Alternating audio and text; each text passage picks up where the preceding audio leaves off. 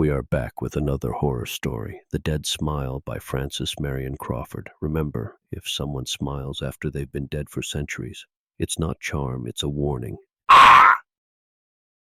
Sir Hugh Ockram smiled as he sat by the open window of his study in the late August afternoon. A curiously yellow cloud obscured the low sun, and the clear summer light turned lurid, as if it had been suddenly poisoned and polluted by the foul vapors of a plague.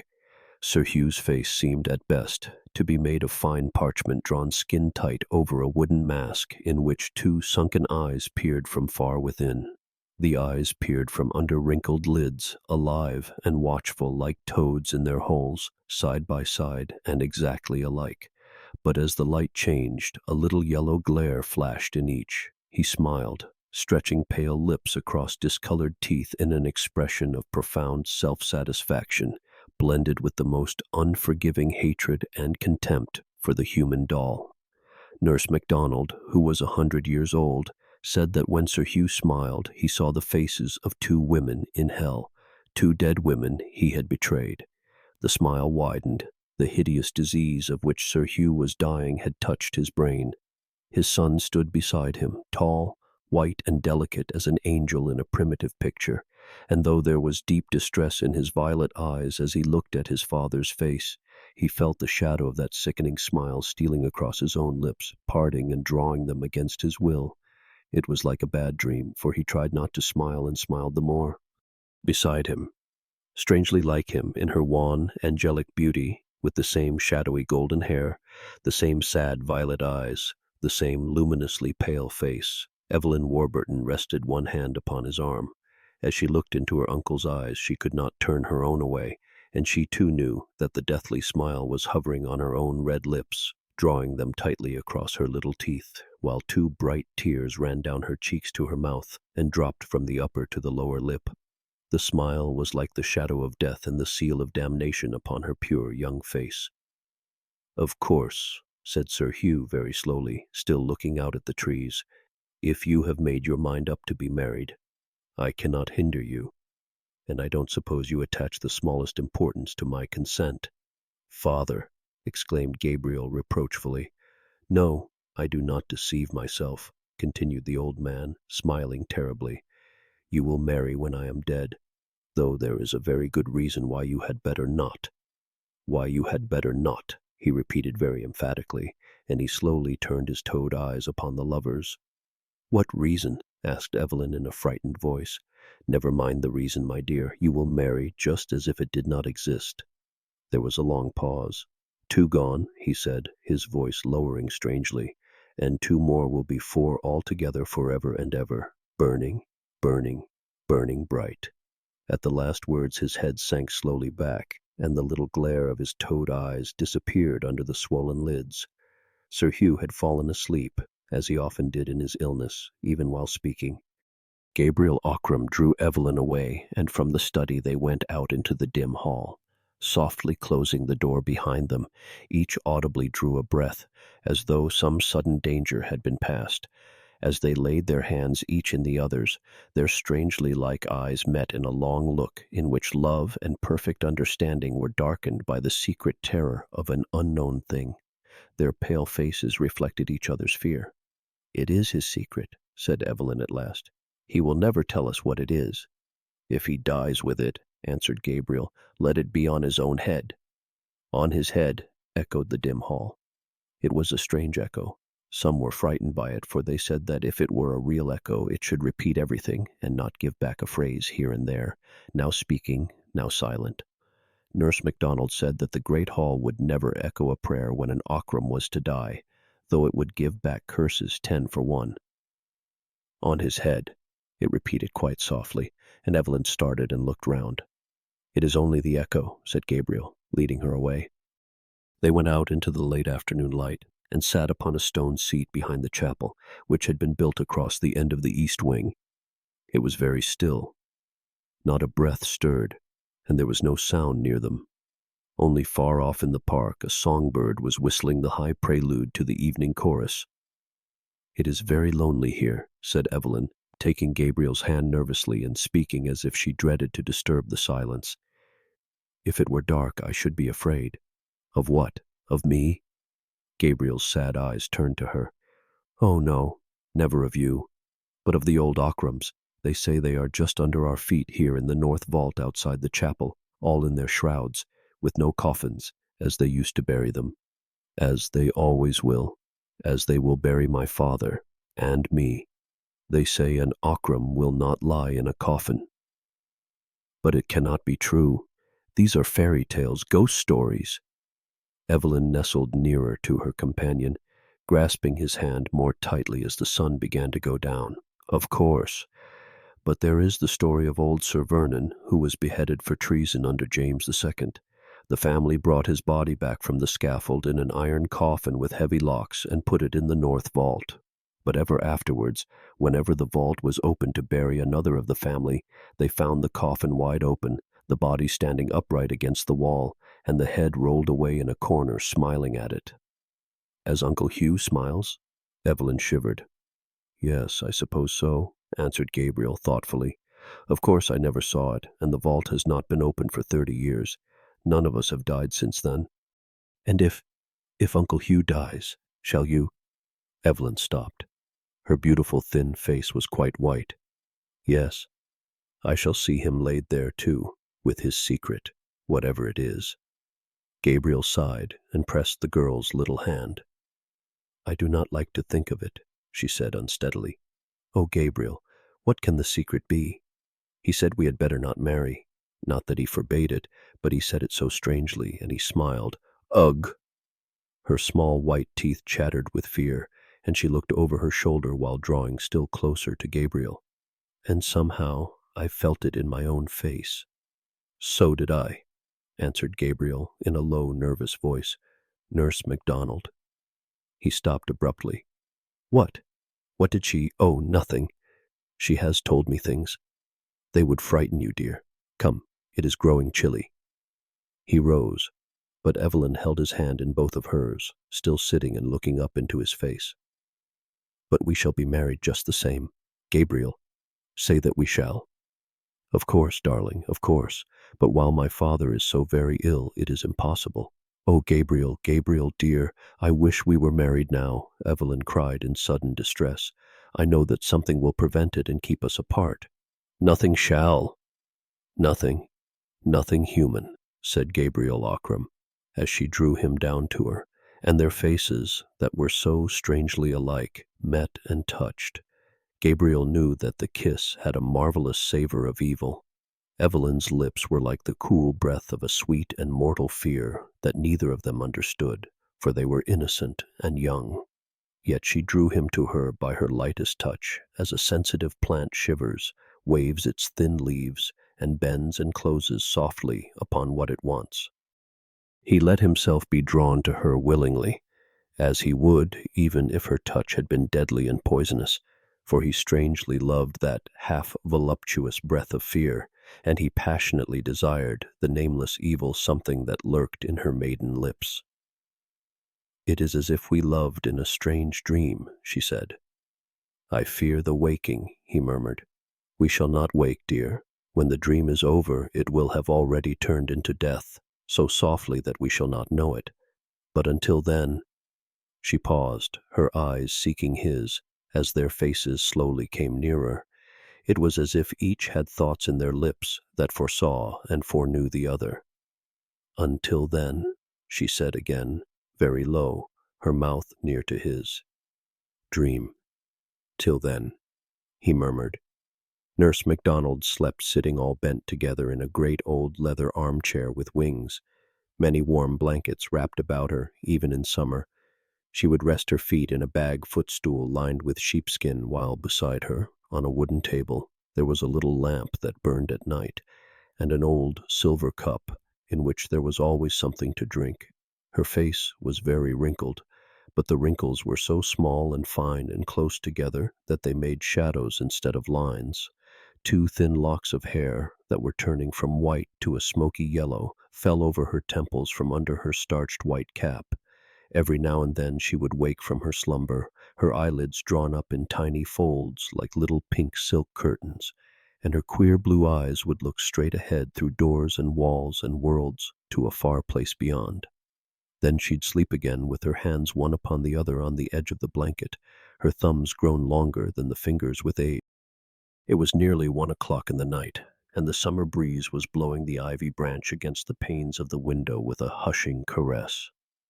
In the small room beyond, with the door ajar, the young maid who took care of Nurse MacDonald was fast asleep. All was very quiet.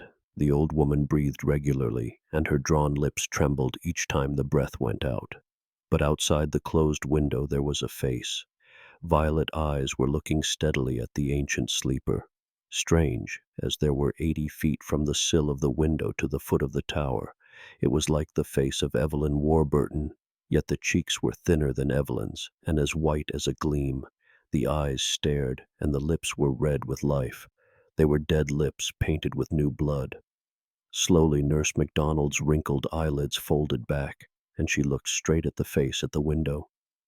"Is it time?" she asked in her little old, faraway voice. While she looked, the face at the window changed. The eyes opened wider and wider till the white glared all round the bright violet, and the bloody lips opened over gleaming teeth. The shadowy golden hair surrounding the face rose and streamed against the window in the night breeze, and in answer to Nurse MacDonald's question came a sound that froze the living flesh. It was a low moaning voice, one that rose suddenly like the scream of storm. Then it went from a moan to a wail, from a wail to a howl, and from a howl to the shriek of the tortured dead. He who has heard it before knows, and he can bear witness that the cry of the banshee is an evil cry to hear alone in the deep night. When it was over and the face was gone, Nurse MacDonald shook a little in her great chair. She looked at the black square of the window, but there was nothing more there. Nothing but the night and the whispering ivy branch. She turned her head to the door that was ajar, and there stood the young maid in her white gown, her teeth chattering with fright. "It is time, child," said Nurse MacDonald. "I must go to him, for it is the end." She rose slowly, leaning her withered hands upon the arms of the chair as the girl brought her a woolen gown, a great mantle, and her crutch stick. But very often the girl looked at the window and was unjointed with fear, and often Nurse MacDonald shook her head and said words which the maid could not understand. "It was like the face of Miss Evelyn," said the girl, trembling. But the ancient woman looked up sharply and angrily. Her queer blue eyes glared. She held herself up by the arm of the great chair with her left hand, and lifted up her crutch, stick to strike the maid with all her might. But she did not.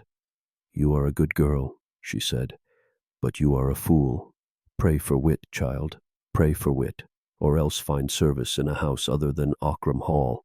Now bring the lamp and help me up." Each step Nurse MacDonald took was a labor in itself, and as she moved, the maid's slippers clappered alongside. By the clacking noise, the other servants knew that she was coming, very long before they saw her. No one was sleeping now, and there were lights and whisperings and pale faces in the corridors near Sir Hugh's bedroom. Often someone would go in, and someone would come out.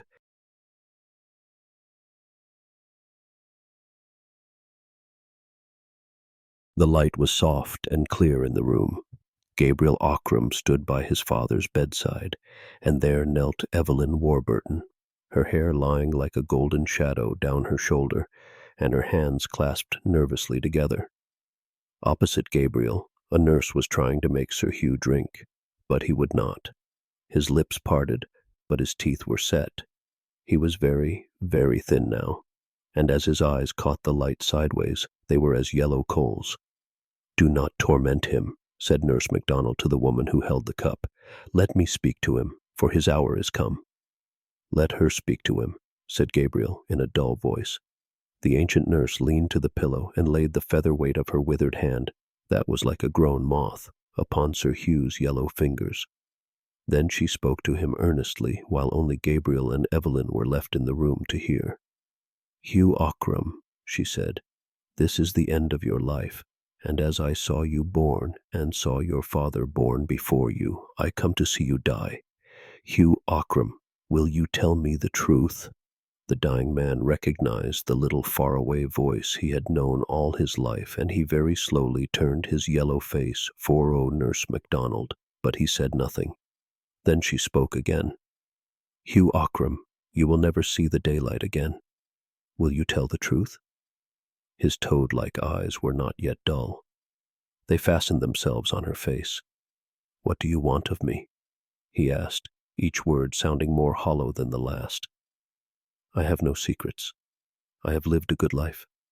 Nurse MacDonald laughed, a tiny cracked laugh that made her old head bob and tremble a little, as if her neck were on a steel spring. But Sir Hugh's eyes grew red, and his pale lips began to twist. Let me die in peace, he said slowly, but Nurse MacDonald shook her head, and her brown, moth-like hand left his and fluttered to his forehead. By the mother that bore you and died of grief for the sins you did, tell me the truth. Sir Hugh's lips tightened on his discolored teeth. Not on earth, he answered slowly. By the wife who bore your son and died heartbroken, tell me the truth. Neither to you in life, nor to her in eternal death. His lips writhed as if the words were coals between them, and a great drop of sweat rolled across the parchment of his forehead. Gabriel Ockram bit his hand as he watched his father die. But Nurse MacDonald spoke a third time. By the woman whom you betrayed and who waits for you this night, Hugh Ockram, tell me the truth. It is too late. Let me die in peace. His writhing lips began to smile across his yellow teeth, and his toad-like eyes glowed like evil jewels in his head. There is time, said the ancient woman. Tell me the name of Evelyn Warburton's father. Then I will let you die in peace. Evelyn started. She stared at Nurse MacDonald, and then at her uncle. The name of Evelyn's father? He repeated slowly, while the awful smile spread upon his dying face. The light was growing strangely dim in the great room. As Evelyn looked on, Nurse MacDonald's crooked shadow on the wall grew gigantic.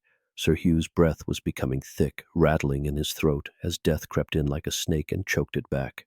Evelyn prayed aloud, high and clear.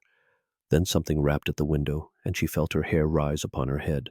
She looked around in spite of herself, and when she saw her own white face looking in at the window, her own eyes staring at her through the glass, wide and fearful, her own hair streaming against the pane, and her own lips dashed with blood, she rose slowly from the floor and stood rigid for one moment before she screamed once and fell straight back into Gabriel's arms. But the shriek that answered hers was the fierce shriek of a tormented corpse out of which the soul cannot pass for shame of deadly sins. Sir Hugh Ockram sat upright in his deathbed and saw and cried aloud. Evelyn! His harsh voice broke and rattled in his chest as he sank down. But still Nurse MacDonald tortured him, for there was a little life left in him still. You have seen the mother as she waits for you, Hugh Ockram.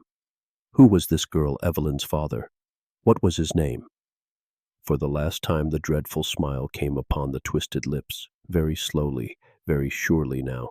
The toad eyes glared red, and the parchment face glowed a little in the flickering light. For the last time words came. They know it in hell. Then the glowing eyes went out quickly. The yellow face turned waxen pale, and a great shiver ran through the thin body as Hugh Ockram died. But in death he still smiled, for he knew his secret and kept it still. He would take it with him to the other side, to lie with him forever, in the north vault of the chapel where the Ockrams lie uncoffined in their shrouds, all but one. Though he was dead, he smiled, for he had kept his treasure of evil truth to the end. There was none left to tell the name he had spoken, but there was all the evil he had not undone left to bear fruit. As they watched, Nurse MacDonald and Gabriel, who held the still unconscious Evelyn in his arms while he looked at the father, they felt the dead smile crawling along their own lips. Then they shivered a little as they both looked at Evelyn as she lay with her head on Gabriel's shoulder, for though she was very beautiful, the same sickening smile was twisting her young mouth too, and it was like the foreshadowing of a great evil that they could not understand. By and by they carried Evelyn out, and when she opened her eyes the smile was gone. From far away in the great house the sound of weeping and crooning came up the stairs and echoed along the dismal corridors as the women had begun to mourn the dead master in the Irish fashion. The hall had echoes of its own all that night, like the far-off wail of the banshee among forest trees. When the time was come, they took Sir Hugh in his winding sheet on a trestle bier and bore him to the chapel, through the iron door and down the long descent to the north vault lit with tapers, to lay him by his father. The two men went in first to prepare the place and came back staggering like drunken men, their faces white. But Gabriel Ockram was not afraid, for he knew. When he went in, alone, he saw the body of Sir Vernon Ockram leaning upright against the stone wall. Its head lay on the ground nearby with the face turned up. The dried leather lips smiled horribly at the dried-up corpse, while the iron coffin, lined with black velvet, stood open on the floor. Gabriel took the body in his hands, for it was very light, being quite dried by the air of the vault, and those who peeped in the door saw him lay it in the coffin again. They heard it rustle a little as it touched the sides and the bottom, like a bundle of reeds. He also placed the head upon the shoulders and shut down the lid, which fell to with the snap of its rusty spring. After that they laid Sir Hugh beside his father on the trestle bier on which they had brought him, and they went back to the chapel. But when they looked into one another's faces, master and men, they were all smiling with the dead smile of the corpse they had left in the vault. They could not bear to look at one another again until it had faded away. Gabriel Ockram became Sir Gabriel, inheriting the baronetcy with the half-ruined fortune left by his father, and Evelyn Warburton continued to live at Ockram Hall, in the south room that had been hers ever, since she could remember. She could not go away, for there were no relatives to whom she could have gone, and besides, there seemed to be no reason why she should not stay. The world would never trouble itself to care what the Ockrams did on their Irish estates. It was long since the Ockrams had asked anything of the world. So Sir Gabriel took his father's place at the dark old table in the dining room, and Evelyn sat opposite to him, until such time as their mourning should be over, and they might be married at last. Meanwhile their lives went on as before, since Sir Hugh had been a hopeless invalid during the last year of his life, and they had seen him but once a day for a little while, spending most of their time together in a strangely perfect companionship. Though the late summer saddened into autumn, and autumn darkened into winter, and storm followed storm, and rain poured on rain through the short days and the long nights, Ockram Hall seemed less gloomy since Sir Hugh had been laid in the north vault beside his father. At Christmastide, Evelyn decked the great hall with holly and green boughs. Huge fires blazed on every hearth. The tenants were all bid to come to a New Year's dinner, at which they ate and drank well, while Sir Gabriel sat at the head of the table. Evelyn came in when the port wine was brought, and the most respected of the tenants made a speech to her health. When the speechmaker said it had been a long time since there had been a Lady Ockram, Sir Gabriel shaded his eyes with his hand and looked down at the table. A faint color came into Evelyn's transparent cheeks. "And," said the gray-haired farmer, "it was longer still since there had been a Lady Ockram so fair as the next was to be," and he drank to the health of Evelyn Warburton. Then the tenants all stood up and shouted for her. Sir Gabriel stood up likewise, beside Evelyn. But when the men gave the last and loudest cheer of all, there was a voice not theirs, above them all, higher, fiercer, louder, an unearthly scream shrieking for the bride of Ockram Hall. It was so loud that the holly and the green boughs over the great chimney shook and waved as if a cool breeze were blowing over them. The men turned very pale. Many of them set down their glasses, but others let them fall upon the floor. Looking into one another's faces, they saw that they were all smiling strangely, a dead smile, like dead Sir Hugh's. The fear of death was suddenly upon them all, so that they fled in a panic, falling over one another like wild beasts in the burning forest, when the thick smoke runs along before the flame. Tables were overturned, drinking glasses and bottles were broken in heaps, and dark red wine crawled like blood upon the polished floor. Sir Gabriel and Evelyn were left standing alone at the head of the table before the wreck of their feast, not daring to turn to look at one another, for each knew that the other smiled. But Gabriel's right arm held her, and his left hand clasped her tight as they stared before them. But for the shadows of her hair, one might not have told their two faces apart. They listened long, but the cry came not again, and eventually the dead smile faded from their lips as each remembered that Sir Hugh Ockram lay in the north vault smiling in his winding sheet, in the dark, because he had died with his secret. So ended the tenants' New Year's dinner. But from that time on, Sir Gabriel grew more and more silent, and his face grew even paler and thinner than before. Often, without warning and without words, he would rise from his seat as if something moved him against his will. He would go out into the rain or the sunshine to the north side of the chapel, sit on the stone bench and stare at the ground as if he could see through it, through the vault below and through the white winding sheet in the dark, to the dead smile that would not die. Always when he went out in that way, Evelyn would come out presently and sit beside him. Once, as in the past, their beautiful faces came suddenly near. Their lids drooped, and their red lips were almost joined together. But as their eyes met, they grew wide and wild, so that the white showed in a ring all round the deep violet. Their teeth chattered, and their hands were like the hands of corpses, for fear of what was under their feet and of what they knew but could not see. Once Evelyn found Sir Gabriel in the chapel alone, standing before the iron door that led down to the place of death with the key to the door in his hand, but he had not put it into the lock. Evelyn drew him away, shivering, for she had also been driven, in waking dreams, to see that terrible thing again, and to find out whether it had changed since it had been laid there. "I'm going mad," said Sir Gabriel, covering his eyes with his hand as he went with her. "I see it in my sleep. I see it when I am awake. It draws me to it, day and night, and unless I see it, I shall die." "I know," answered Evelyn. "I know. It is as if threads were spun from it like a spider's, drawing us down to it." She was silent for a moment, and then she started violently and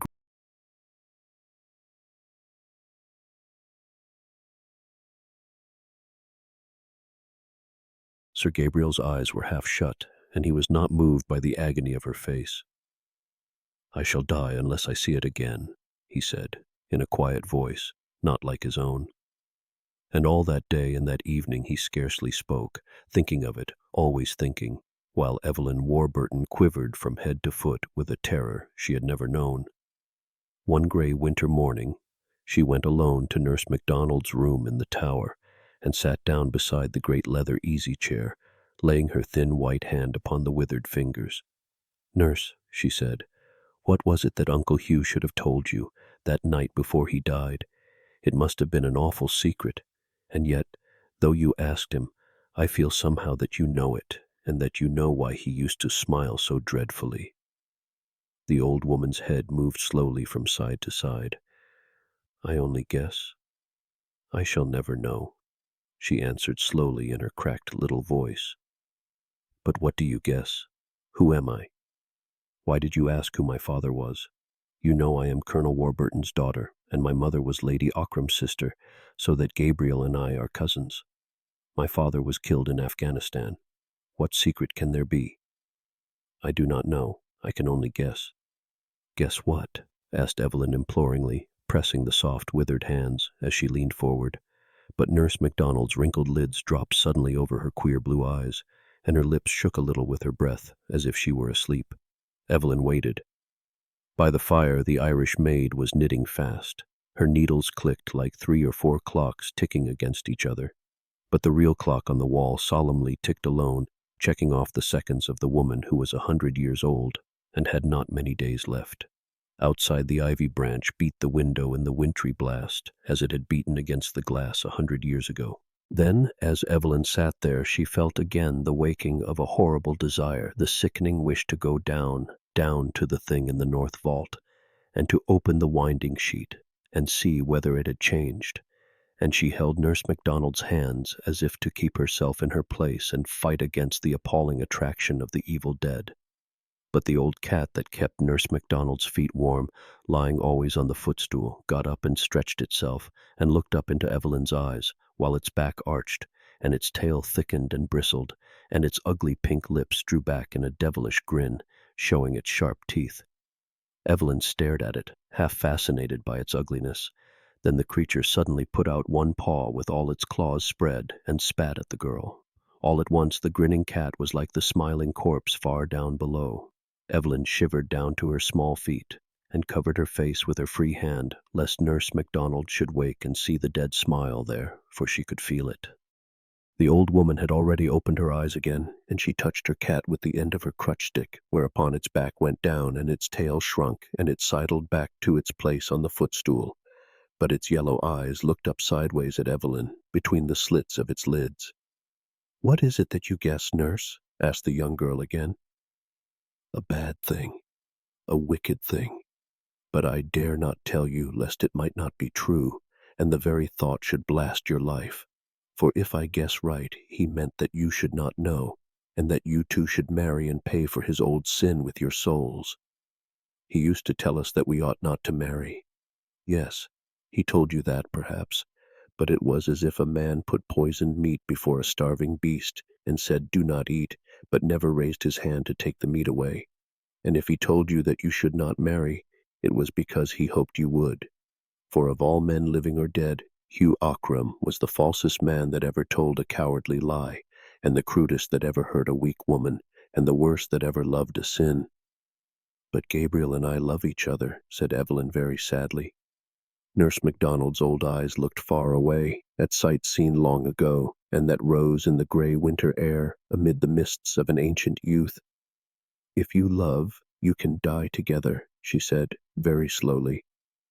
"Why should you live, if it is true? I am 100 years old. What has life given me?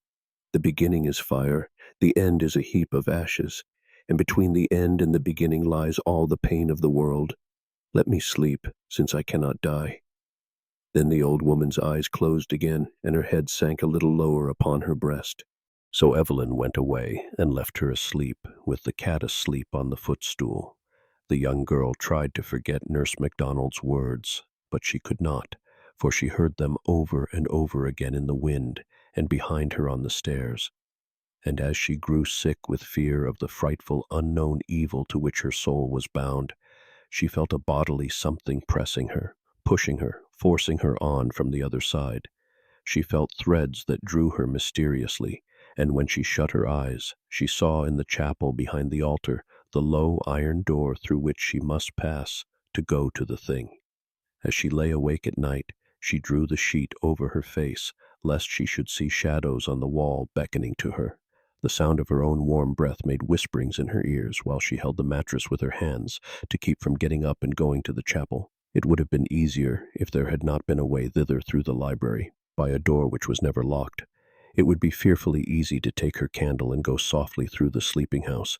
The key of the vault lay under the altar behind a stone that turned. She knew that little secret. She could go alone and see. But when she thought of it, she felt her hair rise on her head.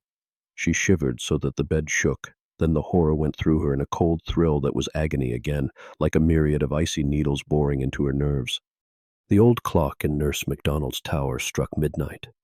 From her room she could hear the creaking chains and weights in their box in the corner of the staircase, and the jarring of the rusty lever that lifted the hammer. She had heard it all her life. It struck 11 strokes clearly, and then came the 12th with a dull half-stroke, as though the hammer were too weary to go on, and had fallen asleep against the bell. The old cat got up from the footstool and stretched itself. Nurse MacDonald opened her ancient eyes and looked slowly round the room by the dim light of the night lamp. She touched the cat with her crutch stick, and it lay down upon her feet. She drank a few drops from her cup and went to sleep again. But downstairs Sir Gabriel sat straight up as the clock struck, for he had dreamed a fearful dream of horror, and his heart stood still. He awoke at its stopping, and it beat again furiously with his breath, like a wild thing set free. No Ockram had ever known fear waking, but sometimes it came to Sir Gabriel in his sleep. He pressed his hands to his temples as he sat up in bed. His hands were icy cold, but his head was hot. The dream faded far, and in its place there came the master thought that racked his life. With the thought also came the sick twisting of his lips in the dark that would have been a smile. Far off, Evelyn Warburton dreamed that the dead smile was on her mouth.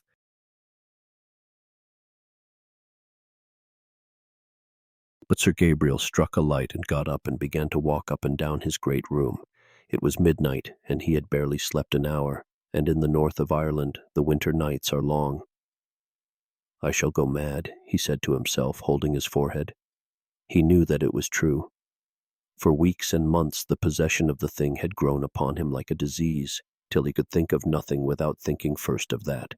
And now, all at once, it outgrew his strength, and he knew that he must be its instrument or lose his mind. He knew that he must do the deed he hated and feared, if he could fear anything, or that something would snap in his brain and divide him from life while he was yet alive. He took the candlestick in his hand, the old-fashioned heavy candlestick that had always been used by the head of the house. He did not think of dressing, but went as he was, in his silk night-clothes and his slippers, and opened the door. Everything was very still in the great old house. He shut the door behind him, and walked noiselessly on the carpet through the long corridor. A cool breeze blew over his shoulder and blew the flame of his candle straight out. Instinctively he stopped and looked round, but all was still, and the upright flame burned steadily. He walked on, and instantly a strong draught was behind him, almost extinguishing the light. It seemed to blow him on his way, ceasing whenever he turned, coming again when he went on, invisible, icy. Down the great staircase to the echoing hall he went, seeing nothing but the flaring flame of the candle standing away from him over the guttering wax. The cold wind blew over his shoulder and through his hair. On he passed through the open door into the library dark with old books and carved bookcases. On he went through the door with shelves and the imitated backs of books painted on it, which shut itself after him with a soft click. He entered the low arched passage, and though the door was shut behind him and fitted tightly in its frame, still the cold breeze blew the flame forward as he walked. He was not afraid, but his face was very pale, and his eyes were wide and bright, seeing already in the dark air the picture of the thing beyond. But in the chapel he stood still, his hand on the little turning stone tablet in the back of the stone altar.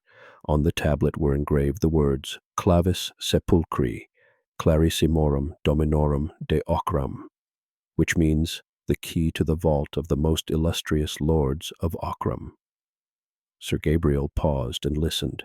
He fancied that he heard a sound far off in the great house where all had been so still, but it did not come again. Yet he waited at the last, and looked at the low iron door. Beyond it, down the long descent, lay his father uncoffined, 6 months dead, corrupt, terrible in his clinging shroud. The strangely preserving air of the vault could not yet have done its work completely, but on the thing's ghastly features, with their half-dried open eyes, there would still be the frightful smile with which the man had died, the smile that haunted. As the thought crossed Sir Gabriel's mind, he felt his lips writhing, and he struck his own mouth in wrath with the back of his hand so fiercely that a drop of blood ran down his chin, and another, and more, falling back in the gloom upon the chapel pavement. But still his bruised lips twisted themselves. He turned the tablet by the simple secret. It needed no safer fastening, for had each Ochram been coffined in pure gold, and had the door been open wide, there was not a man in Tyrone brave enough to go down to that place, save Gabriel Ochram himself, with his angel's face, his thin white hands, and his sad, unflinching eyes. He took the great old key and set it into the lock of the iron door. The heavy rattling noise echoed down the descent beyond like footsteps, as if a watcher had stood behind the iron and were running away within, with heavy dead feet. And though he was standing still, the cool wind was from behind him, and blew the flame of the candle against the iron panel. He turned the key. Sir Gabriel saw that his candle was short. There were new ones on the altar, with long candlesticks, so he lit one and left his own burning on the floor. As he set it down on the pavement, his lip began to bleed again, and another drop fell upon the stones. He drew the iron door open and pushed it back against the chapel wall so that it should not shut of itself while he was within, and the horrible draught of the sepulchre came up out of the depths in his face, foul and dark. He went in, but though the fetid air met him, yet the flame of the tall candle was blown straight from him against the wind while he walked down the easy incline with steady steps, his loose slippers slapping the pavement as he trod. He shaded the candle with his hand, and his fingers seemed to be made of wax and blood as the light shone through them. And in spite of him the unearthly draught forced the flame forward, till it was blue over the black wick, and it seemed as if it must go out. But he went straight on, with shining eyes. The downward passage was wide, and he could not always see the walls by the struggling light, but he knew when he was in the place of death by the larger, drearier echo of his steps in the greater space. and by the sensation of a distant, blank wall. He stood still, almost enclosing the flame of the candle in the hollow of his hand. He could see a little, for his eyes were growing used to the gloom. Shadowy forms were outlined in the dimness, where the biers of the Ockrams stood crowded together, side by side, each with its straight, shrouded corpse, strangely preserved by the dry air, like the empty shell that the locust sheds in summer. And a few steps before him he saw clearly the dark shape of headless Sir Vernon's iron coffin, and he knew that nearest to it lay the thing he sought. He was as brave as any of those dead men had been. They were his father's, and he knew that sooner or later he should lie there himself, beside Sir Hugh, slowly drying to a parchment shell. But as yet he was still alive. He closed his eyes a moment as 3 great drops stood on his forehead. Then he looked again, and by the whiteness of the winding sheet he knew his father's corpse, for all the others were brown with age, and, moreover, the flame of the candle was blown toward it. He made 4 steps till he reached it, and suddenly the light burned straight and high, shedding a dazzling yellow glare upon the fine linen that was all white, save over the face, and where the joined hands were laid on the breast. And at those places ugly stains had spread, darkened with outlines of the features and of the tight-clasped fingers. There was a frightful stench of drying death.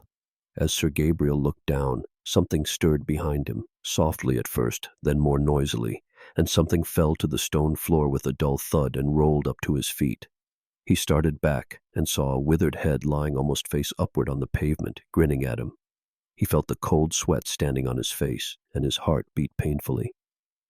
For the first time in all his life, that evil thing which men call fear was getting hold of him, checking his heartstrings as a cruel driver checks a quivering horse, clawing at his backbone with icy hands, lifting his hair with freezing breath, climbing up and gathering in his midriff with leaden weight.